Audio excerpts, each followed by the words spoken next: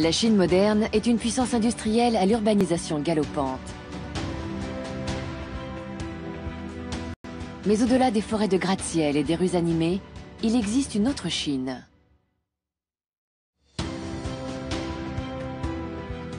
Un pays qui offre une variété infinie de climats et de paysages.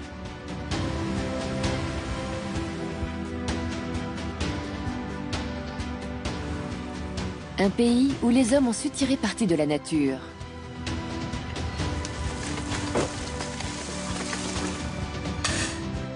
Qu'ils soient chasseurs, Une souris! cueilleurs ou artisans.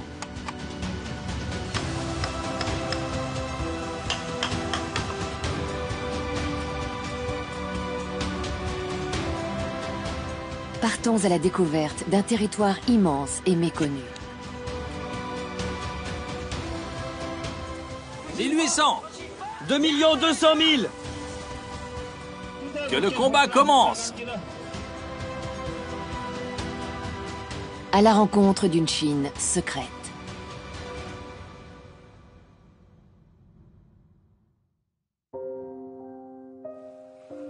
Un voyage aux confins de cet immense pays, là où des hommes perpétuent les cultures et les traditions d'une civilisation plusieurs fois millénaire.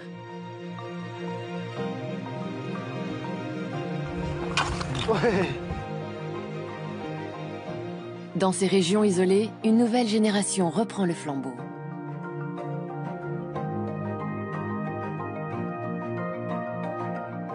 En ce 21e siècle, préserver des modes de vie présents depuis des siècles représente un véritable défi.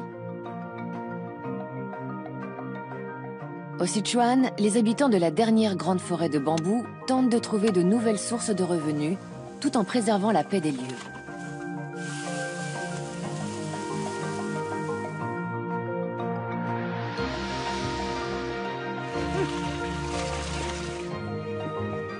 Dans l'extrême nord du pays, un berger nomade brave la rudesse de l'hiver mongol. Les hommes de ces contrées farouches sont les dignes héritiers des guerriers de Gengis Khan.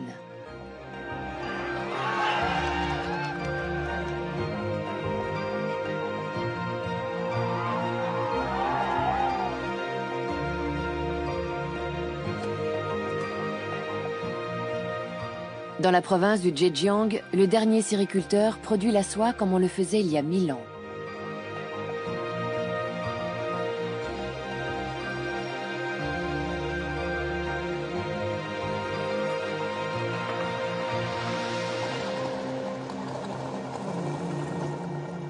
L'île de Hainan est située au sud-est de la Chine continentale.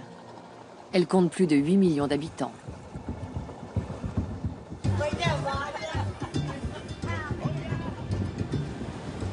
La majorité de la population vit le long de ces centaines de kilomètres de côte. L'industrie de la pêche est dynamique et alimente une profusion de marchés animés.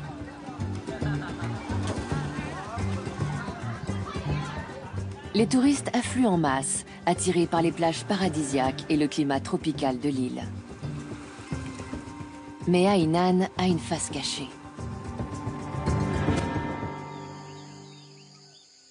À l'intérieur des terres, des villages isolés émergent des montagnes luxuriantes. Celui de Qianlong abrite une petite communauté Hmong ou Miao, l'une des 55 ethnies minoritaires de Chine. Les maisons sont en briques et en béton, et les habitants sont vêtus à l'occidentale. Mais ici, on vit toujours au rythme des traditions vieilles de 2000 ans. Les Miao sont réputés pour être d'habiles chasseurs.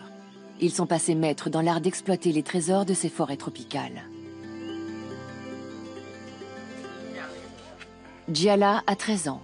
Aujourd'hui, son grand-père l'initie à l'arbalète. C'est Lao Dung, le chef du village.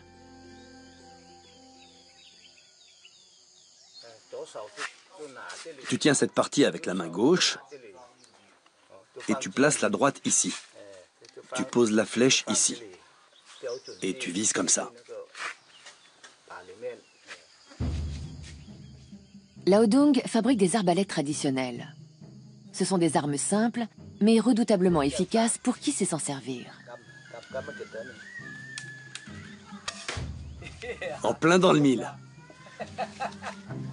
Dans ces forêts, il faut avoir beaucoup d'adresse, car le principal gibier de la région est petit, rapide et insaisissable.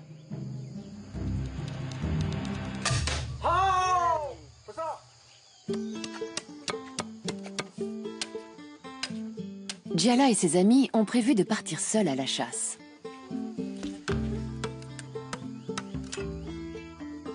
Laodong les a réunis pour leur montrer comment fabriquer une autre arme typique des Miao.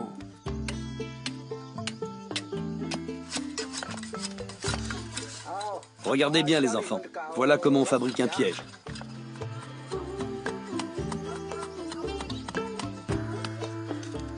Avec du bambou, ils confectionnent un piège ingénieux, parfait pour les petits gibiers.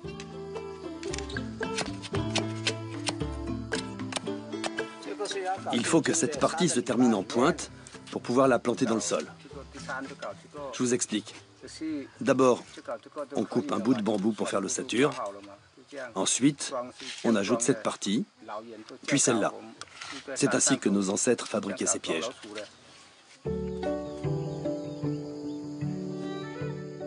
L'île de Hainan abrite aujourd'hui 60 000 Miao. Leurs ancêtres sont arrivés ici au XVIe siècle.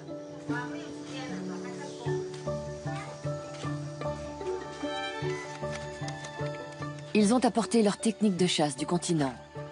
Laodong en a hérité et il les transmet aujourd'hui à la génération suivante. Voilà comment il faut tendre le piège. Regardez bien. Si la souris arrive comme ça, elle est prisonnière. D'accord? Vous avez compris comment ça fonctionne?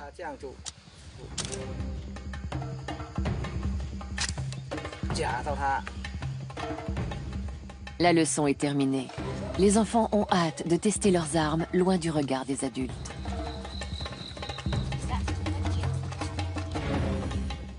Mais leur proie se montre discrète. Elle se cache dans les failles de l'immense rocher calcaire qui domine le village.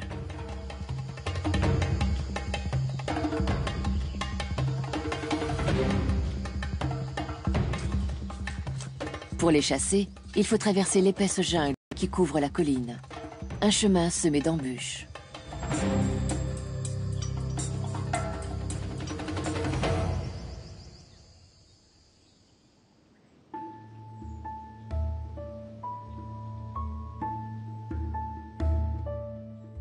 À 1000 km au nord-ouest de là, dans la province du Sichuan, nous découvrons Shunan Zhuhai, un lieu unique.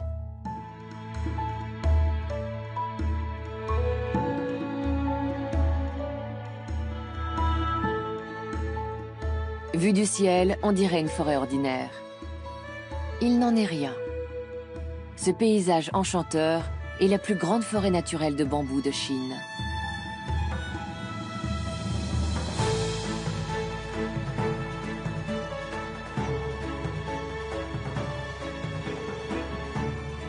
La mer de bambou de Shunan.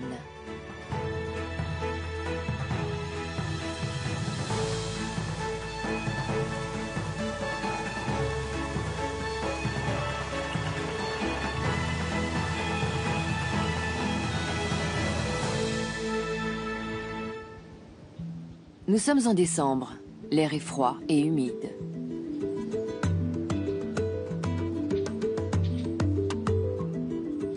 Mais des bruits de haches résonnent dans la forêt.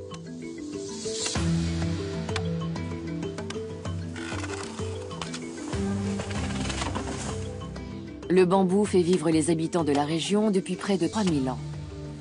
C'est une plante dont on peut faire 1000 usages. Guan Yongkang et son fils Jun consacrent l'hiver à abattre des chaumes de 30 mètres de haut. Il s'agit de mozo, une variété géante de bambou capable de croître de 10 cm par jour.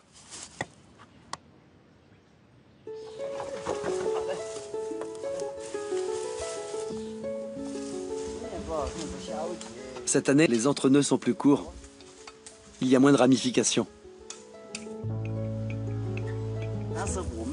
Quand j'avais 5 ou 6 ans, on se levait le matin, on préparait les repas pour la journée, et puis mes parents partaient couper le bambou. Ils partaient très tôt et revenaient tard. Les Guan exploitent une parcelle qui leur a été allouée pour 30 ans.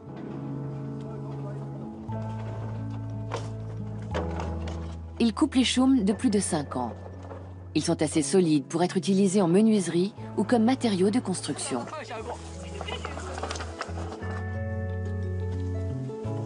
La province du Sichuan est une zone de séisme.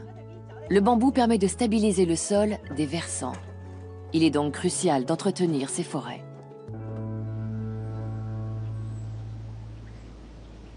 La variété Mozo est très spéciale. Sa grande résistance à la traction en fait un matériau de construction idéal. Elle donne aussi un mets très recherché.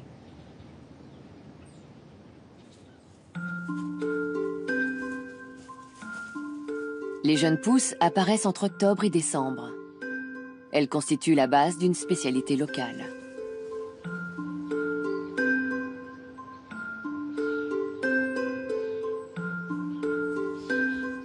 Pour les trouver, il faut l'œil exercé de Yung Kang.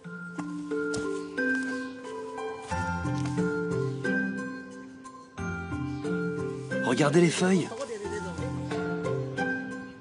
Les chaumes âgés de 1 à 2 ans donnent les pousses les plus tendres.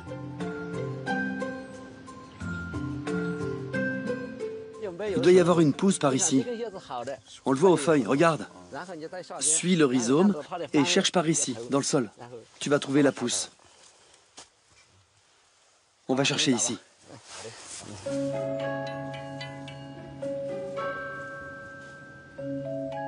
Yung Kang localise les racines souterraines des tiges de bambou. Les jeunes pousses germent sur les rhizomes les plus sains. Celui-ci a l'air très prometteur.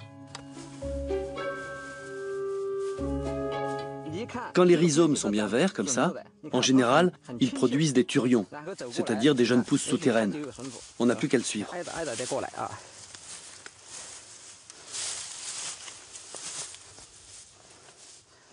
Tiens, voilà une pousse. Elles sont bien cachées. Pour les trouver, il faut enlever la terre et les feuilles mortes.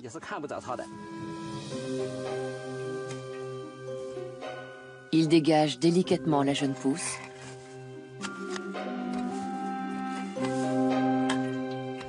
Puis la sectionne avec soin.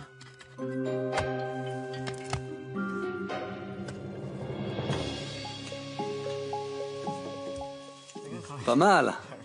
En voilà une autre.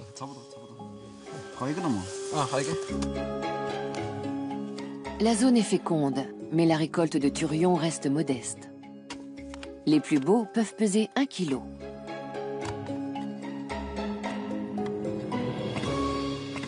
Leur persévérance finit par payer. Ils déterrent une magnifique pousse.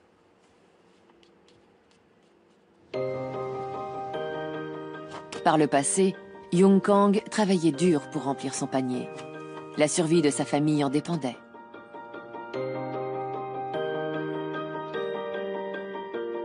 Mais les temps changent dans la mer de bambou.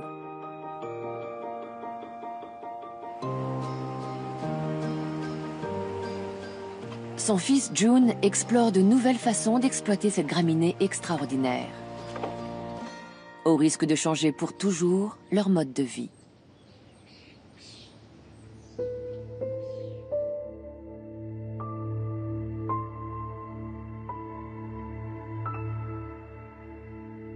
Nous partons pour Ulunber, l'une des grandes steppes de Mongolie intérieure.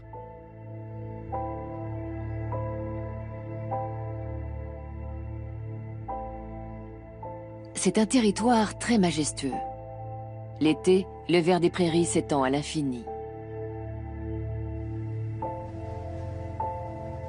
Mais en décembre, le soleil d'hiver peine à réchauffer la terre.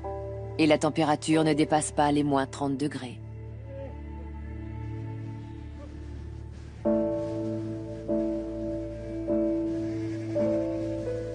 Les nomades qui peuplent la steppe s'occupent toute l'année de leurs bêtes, moutons, bétail et chevaux.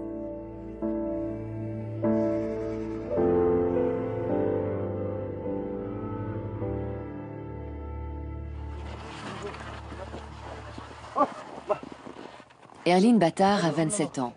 Il attelle son chameau pour une nouvelle journée de travail.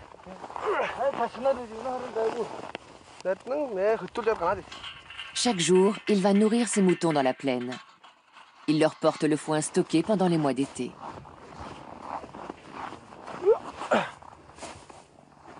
Erline a toujours vécu dans ces prairies. C'est l'héritier d'une longue lignée de nomades.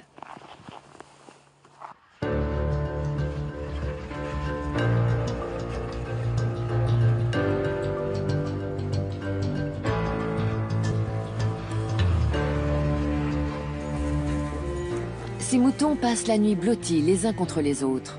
Leur épaisse toison et leur réserve de graisse leur permettent de résister à la dureté du climat de la région.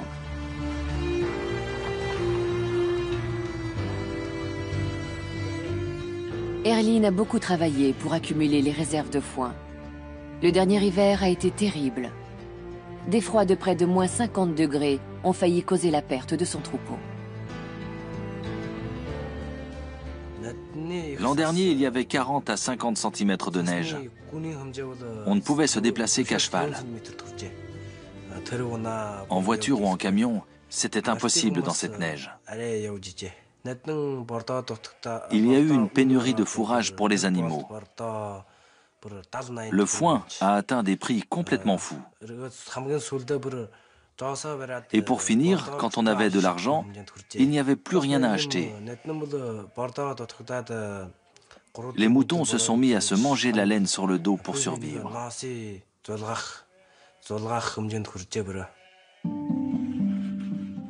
Erline a grandi dans une yourte. Sa mère vit encore avec lui.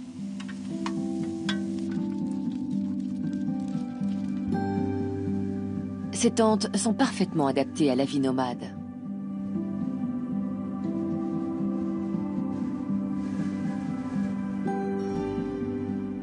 Elles sont faites de toiles de feutre tendues sur des lattes. Il faut moins d'1 heure pour les monter ou les démonter.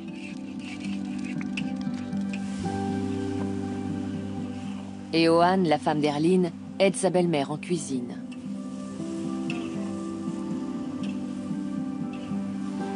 La viande reste fraîche longtemps. Sous ce climat, elle se conserve aussi bien qu'au congélateur. Et Ohan a elle aussi grandi dans la prairie. À la différence d'Erline, elle l'a quitté pour faire ses études. Mais elle est très attachée au paysage de son enfance. J'adore la prairie et j'aimerais pouvoir y vivre en permanence. J'ai grandi ici, j'aime cette vie de nomade. Avant d'entrer à l'école primaire, j'aidais mes parents dans leurs tâches quotidiennes. Je suis très attachée à la steppe. Quand j'en suis éloignée, il me suffit d'imaginer les prairies pour avoir l'esprit en paix. Depuis qu'elle a épousé Erline, Eohan partage son temps entre les prairies et son métier d'institutrice en ville. Regarder les moutons paître et admirer la beauté de la nature donne un sentiment de plénitude. Après une semaine de travail éreintante, c'est un vrai réconfort de passer le week-end dans la prairie.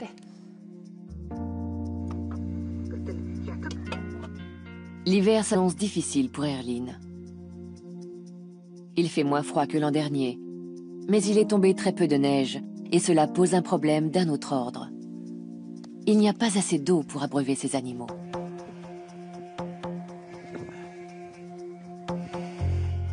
Il doit absolument en trouver pour assurer la survie de son troupeau.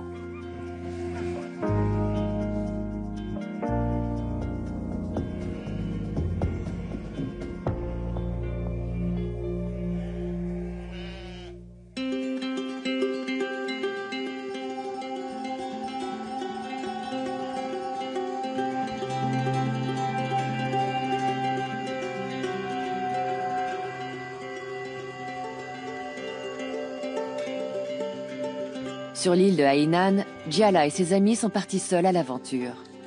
Les enfants s'enfoncent dans la forêt pour chasser.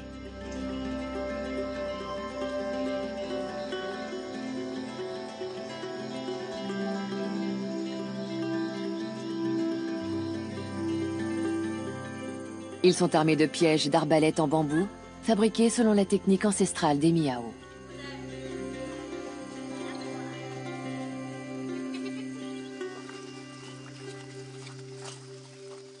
la route ne les conduira pas plus loin.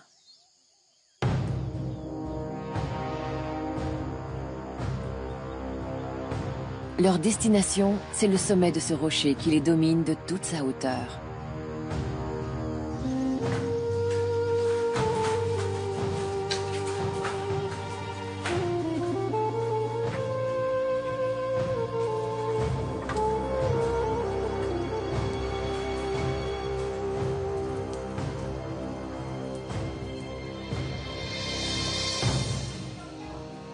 Il n'y a qu'un seul chemin pour y accéder.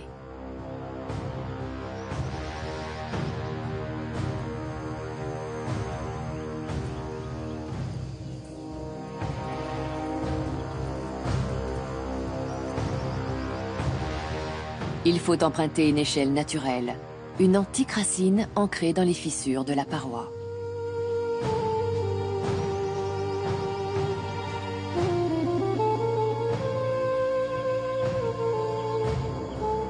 Au sommet, un paysage étrange et merveilleux les attend. La forêt de pierre.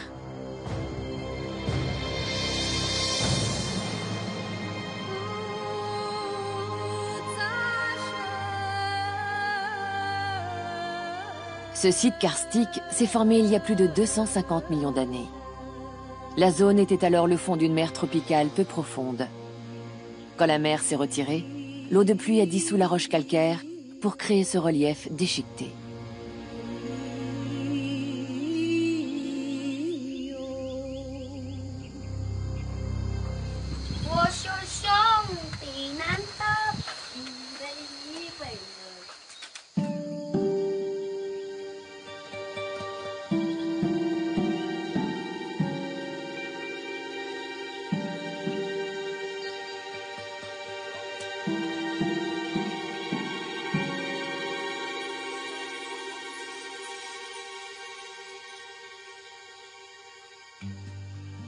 Ces profonds ravins sont un bon territoire de chasse.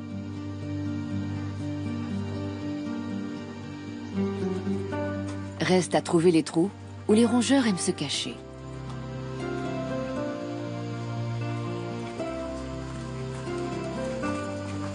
Là, un trou de souris. Passe-moi vite un piège. Un autre trou.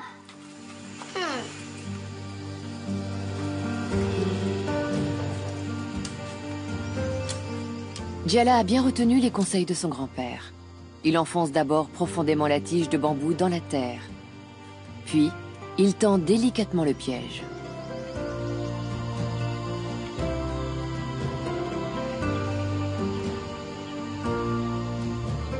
Les enfants répètent les gestes qu'ont fait avant eux des dizaines de générations de Miao.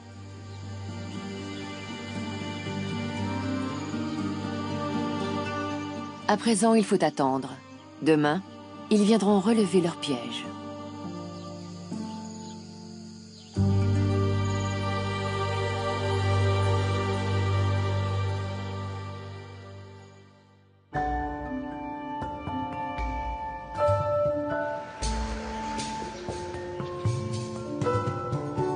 Nous partons maintenant dans la province du Zhejiang. C'est là que se trouve la vieille cité de Nanchun. Les bâtisses élégantes et les ponts pittoresques témoignent d'une prospérité disparue. Nanchun a bâti sa fortune il y a 7 siècles sur l'une des plus belles inventions que la Chine ait données au monde, la soie.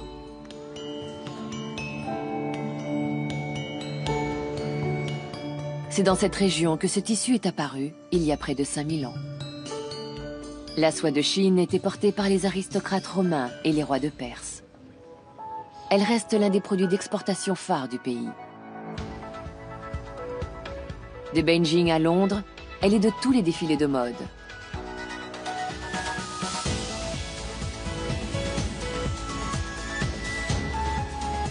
Son coût est 20 fois supérieur à celui du coton.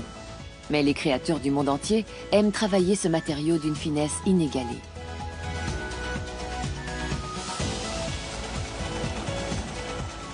On produit chaque année 125 000 tonnes de soie, dont les 2 tiers en Chine. Mais la gloire de Nanchun appartient au passé. Gu Mingxi a 69 ans. C'est l'un des derniers sériculteurs à travailler de façon traditionnelle.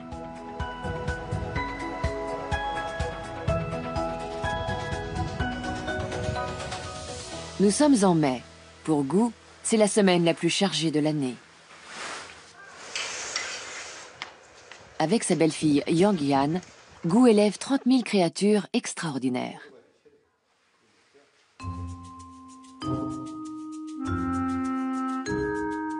Une armée de vers à soie. Les chenilles du Bombyx du mûrier portent à elles seules toute l'industrie de la soie. D'ici quelques jours, elles vont se fabriquer un cocon de soie.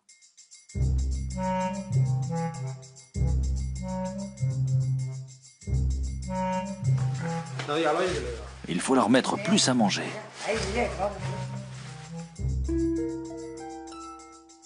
Ces créatures voraces avalent chaque jour leur propre poids en feuilles de mûrier. C'est la seule nourriture qu'elles acceptent.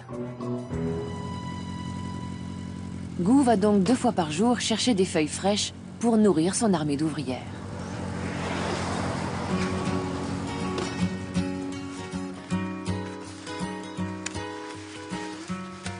La sériculture a peu évolué au cours de ces 5000 ans d'histoire.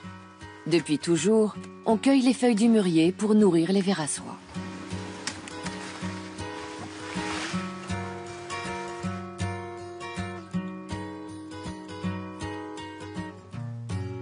Pour le transport, les feuilles sont laissées sur les branches. Elles conservent ainsi toute leur fraîcheur.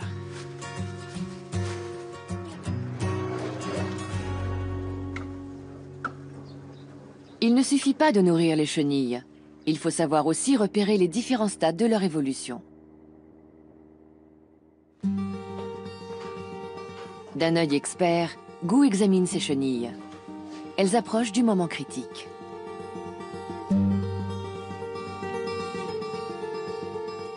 Leur corps est d'un blanc plus éclatant. C'est le signe que le sériculteur attendait.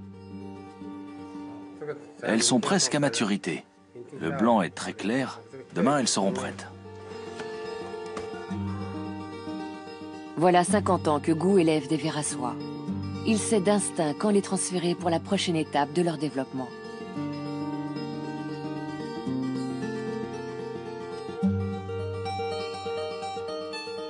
Mais ce soir, il est inquiet.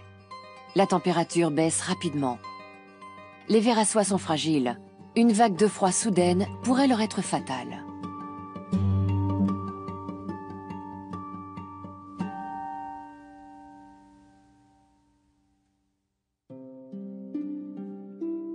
Retour dans la plus grande forêt de bambou de Chine, au Sichuan.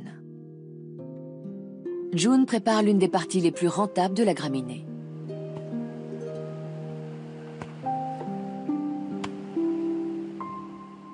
Les touristes qui visitent la mer de bambou aiment rapporter des souvenirs. Les énormes mottes du Mozo se prêtent bien à la sculpture. Il suffit qu'elles aient la forme et la taille adaptées. Jun cherche les plus belles dans la forêt. Il les nettoie ensuite soigneusement pour les vendre à des artistes locaux.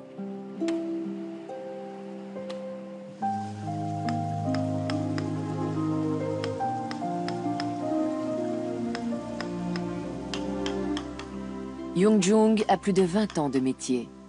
C'est l'un des meilleurs sculpteurs de bambou de la région.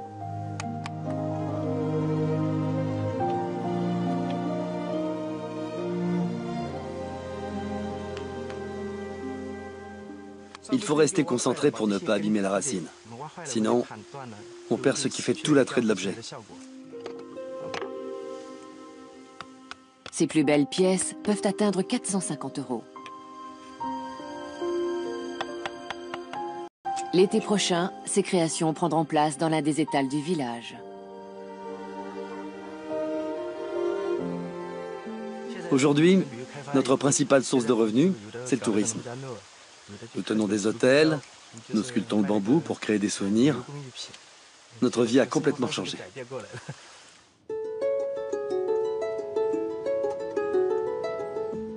La maison de la famille Guan est entièrement faite de bambou. Ce soir, Jun va préparer un festin pour les amis et la famille. Tiens, prends ça.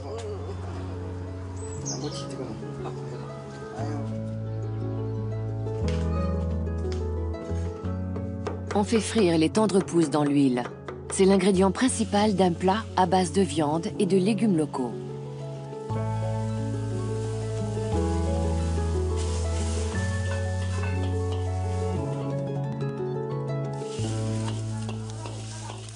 L'été, la mer de bambou de Shunan accueille des milliers de visiteurs. Préparer ce genre de banquet permet à June de ne pas perdre la main pendant la saison morte. Car le jeune homme a su tirer pleinement parti du tourisme. Il a aménagé la demeure familiale en maison d'hôte.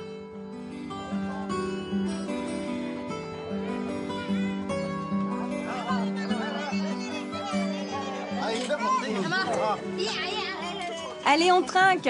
Santé!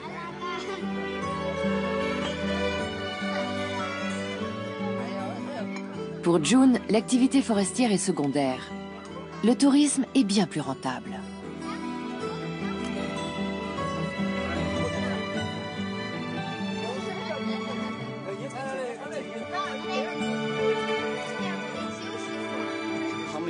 La génération de mon père dépendait entièrement du bambou. Aujourd'hui, le revenu tiré directement du bambou n'est plus qu'un complément. Les habitants de la région gagnent principalement leur vie avec le tourisme.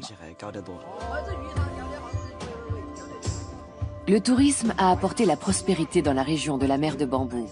Ses habitants sont d'autant plus déterminés à préserver son authenticité.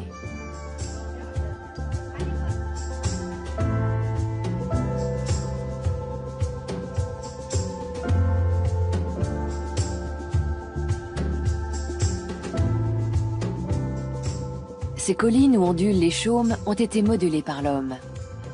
Il faudra toujours d'habiles forestiers pour les entretenir.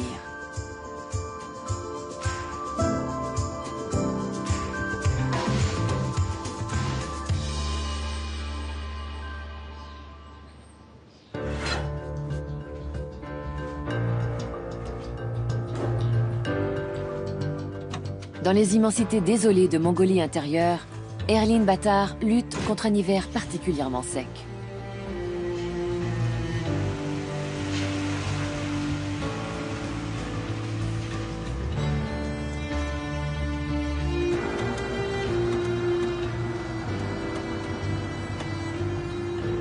Il privilégie les techniques traditionnelles, mais parfois, il a aussi recours aux moyens modernes, surtout quand la survie de ses animaux est en jeu.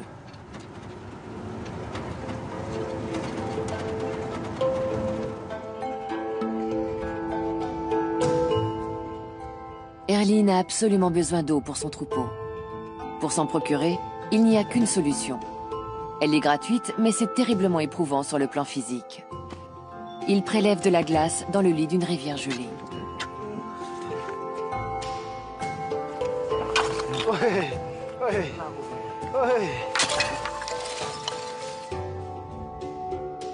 La Mongolie intérieure doit ses hivers secs et ensoleillés à l'anticyclone de Sibérie.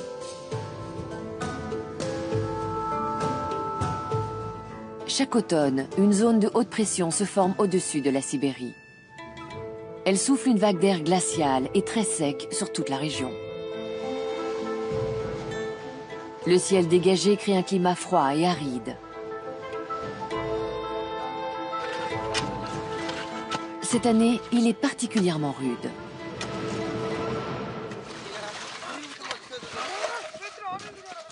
Erlin et sa mère découpent des blocs d'eau pure gelée. Ils espèrent en amasser suffisamment pour abreuver les animaux toute une semaine.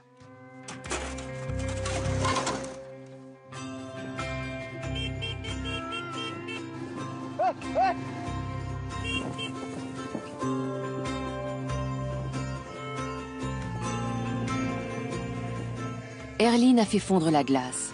Brebis, vaches et chevaux vont pouvoir boire.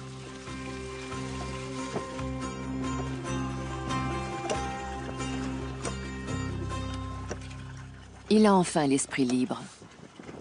Ses pensées se tournent vers un grand événement. Un tournoi de lutte a lieu à quelques kilomètres de là. Le frère d'Erlin, Unarbat fait partie des compétiteurs. Attention, les combats vont commencer. Erlin et Eohan ont revêtu leurs costumes traditionnels pour assister au Nadam, un festival ancestral mongol.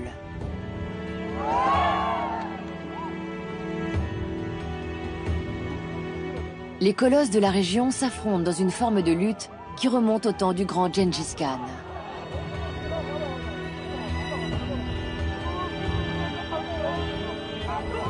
Unarbat a la réputation d'être un solide adversaire, mais il s'est blessé au doigt. Ses chances de victoire sont incertaines.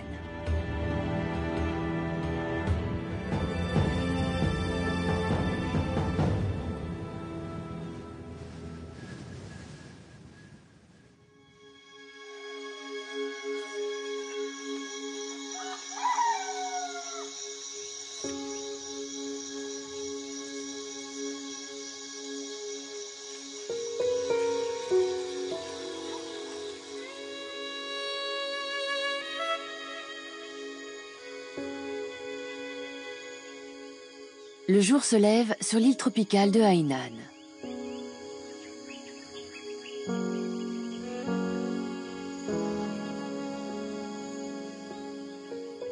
Hier, Djala et ses amis ont posé des pièges dans les failles de la montagne.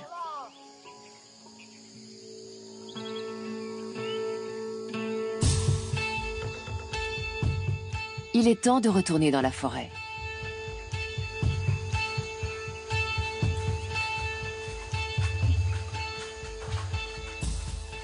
Les enfants ont hâte de savoir s'ils sont aussi bons chasseurs que leurs ancêtres.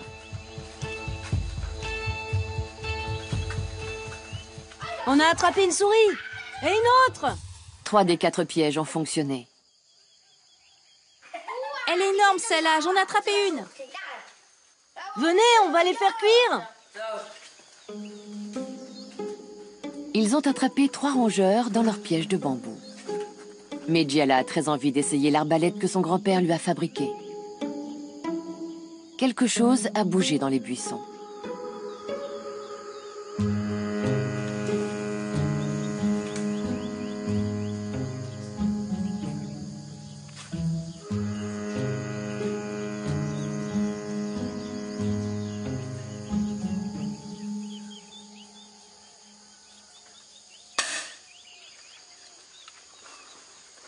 L'entraînement a été efficace. Leur butin s'enrichit d'une 4e prise.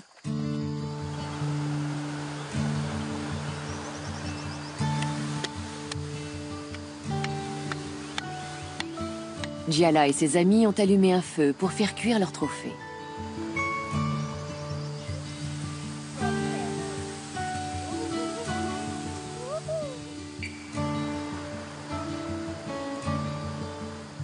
Ces enfants vivent pleinement dans le monde contemporain.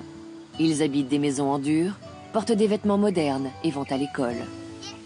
Mais des journées comme celle-ci les relient à leurs racines.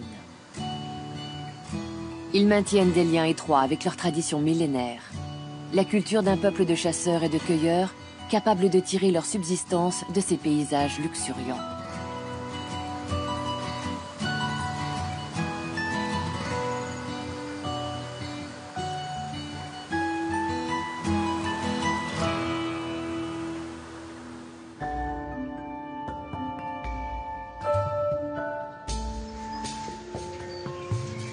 Dans le Zhejiang, Gu Mingxi se prépare à sa récolte.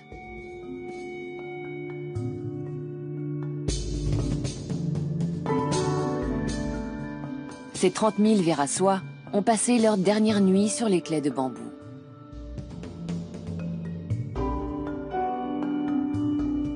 Cette nuit, la température a chuté, mais les chenilles ne semblent pas avoir souffert. Gu sait que le jour est venu pour les vers de filer leur cocon. Le déroulement du processus n'a pas changé depuis des temps immémoriaux. Pour commencer, Gu aménage un lit de paille sur le sol.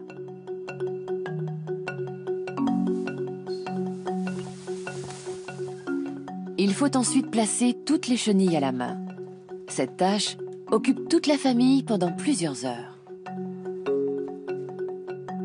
Tu crois qu'elles sont bien là? Il faudra les étaler un peu, qu'elles aient de la place. Ne t'en fais pas, je vais bien m'en occuper.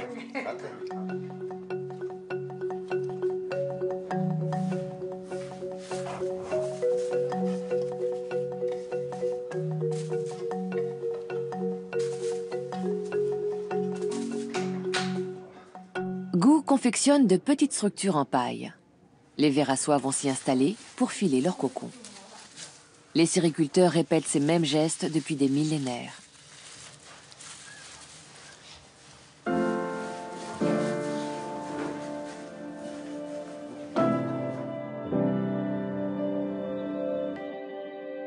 Les chenilles se mettent au travail. Elles sécrètent une bave riche en protéines qui durcit à l'air et forme un fil de soie.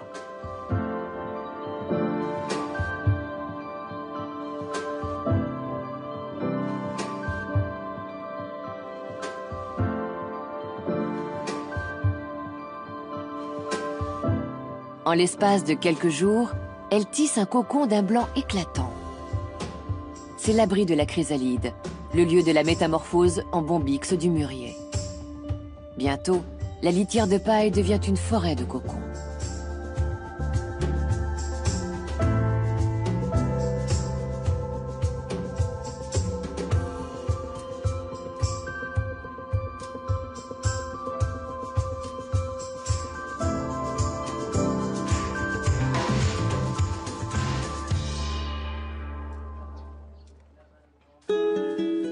Pour obtenir la soie, il faut interrompre la transformation des chenilles.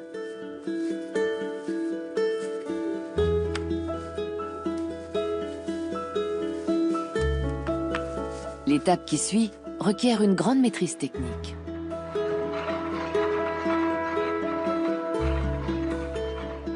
Les cocons sont d'abord placés dans de l'eau chaude pour desserrer les fils de soie. Ils sont minuscules, 5 à 10 fois moins épais qu'un cheveu.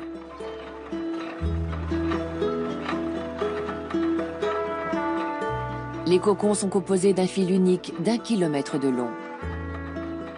Yongyan dévide chacun d'eux sur un rouet adapté à cette fibre délicate. Elle réunit les fils de 10 cocons. Ensemble, ils seront assez solides pour être tissés. Il faut 6000 cocons pour produire 1 seul kilogramme de soie grège.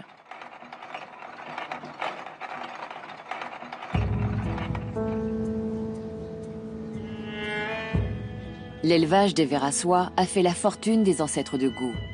Aujourd'hui, le dernier sériculteur de Nanchun ne peut plus vivre de son métier. Mais ce n'est pas l'argent qui motive ce passionné. La fierté de Gu est de contribuer à préserver un savoir-faire ancestral. La mémoire d'un produit fabuleux qui a fait la grandeur et la renommée de la Chine.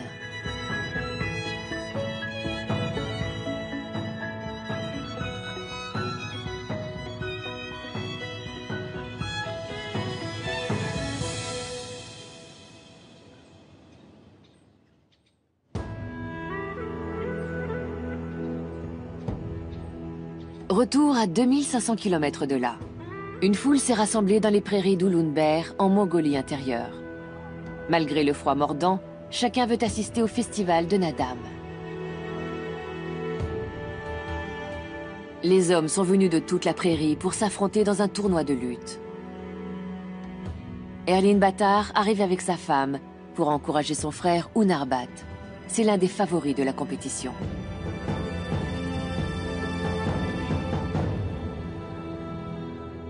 Murch, Ganga, Aburugain, Danbra, avancez s'il vous plaît. Ces festivités rendent hommage à Gengis Khan. Le grand empereur mongol avait fondé le Nadam pour entretenir la combativité de ses soldats en temps de paix.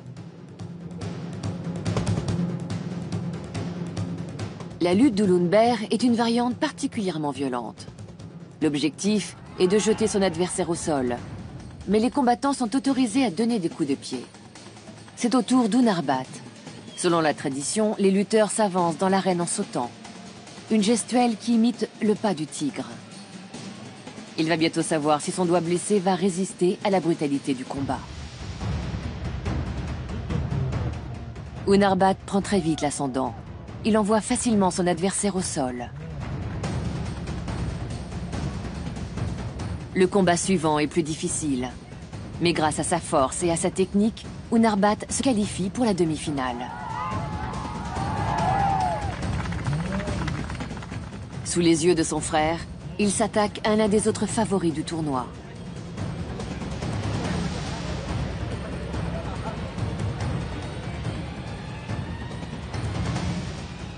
Les combats peuvent durer 1 heure. Mais celui-ci se termine rapidement.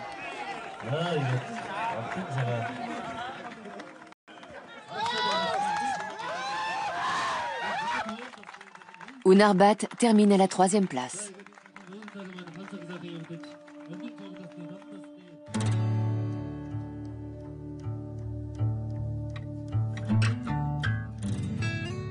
Un soleil timide se lève sur la prairie d'Ulunberg. Erlin vient retrouver ses animaux.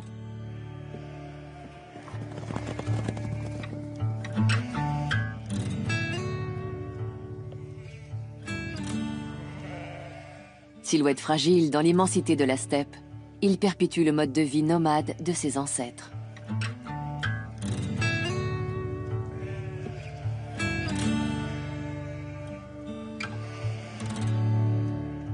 Son existence est rude, mais il n'en changerait pour rien au monde.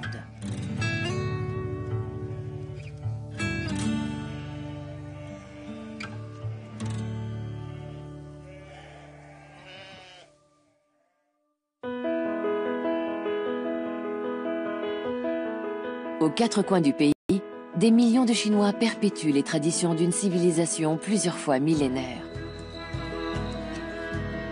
Dans les montagnes de Hainan, les enfants miao pratiquent avec joie la chasse ancestrale.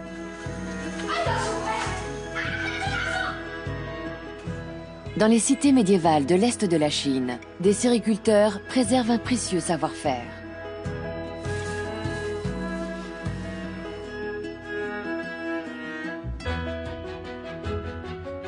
Et dans les forêts de bambou du Sichuan, des forestiers protègent un écosystème exceptionnel. Loin du cœur battant des mégapoles modernes, une autre Chine se révèle. Des paysages prodigieux se déploient à l'infini, aussi authentiques et variés que les hommes qui les peuplent.